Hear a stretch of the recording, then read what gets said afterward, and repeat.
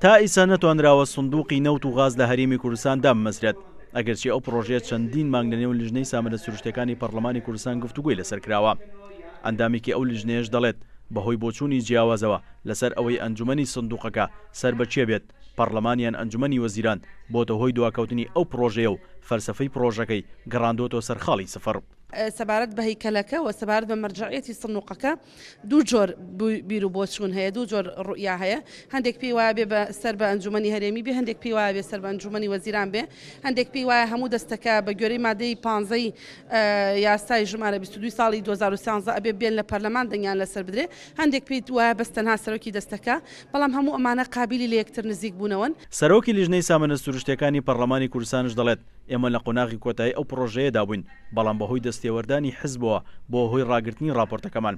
چونکە ژمارەیەک لە پەرلەمانتاران بۆ چوونیان وا بوو کە ئەو سندوقە ڕاستەخۆ سەر بە ئەنجومەنی نەوت و غاز بێت کە وەشکارێکی زەحمەتە و لە دوا ڕۆژدا ئەگەر پەرلەمان بیەوێت متمانە لە ئەنجومەنی سندوقەکە وەربگرێتەوە، دەبێت متمانە لە سەرۆکی حکوومەت و جێگرەکەی و ژمارەیەک لە وەزیرەکان وەربگرێتەوە. ئەوە شواتە هەڵوەشانەوەی حکوومەتی بنکەفراوانە.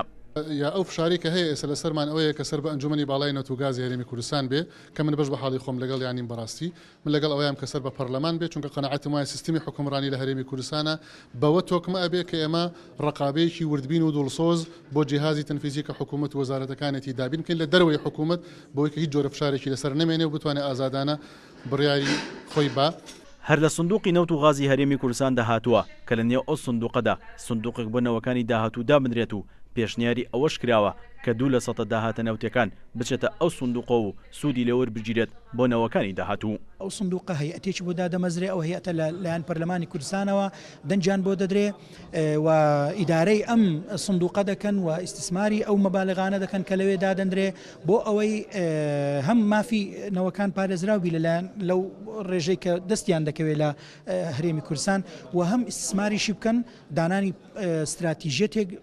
لەلایەن ئەم هەیئەتەوە بۆ ئەوەی ئیستثمار لەو بوارانە بکەن کە لە هەرێمی کوردستان پێویستێتی. پرۆژە قانونی سندوقی نەوت و غاز لە هەرێمی کوردستان لە 15 مادە پێک دێت و تێیدا ئەوە دیاری کراوە ئەو بودجەی کە دەچێتە ئەو سندوقەوە دواتر بۆ بودجەی هەرێمی کوردستان و سندوقی نەوەکانی داهاتوو شەیدان و کاروباری ئەنفالکراوەکان و سامانە سروشتیەکان و پرۆژەکانی وەبەرهێنان خەرج دەکرێت. سیروان حوسێن، کورسات نیوز، هەولێر.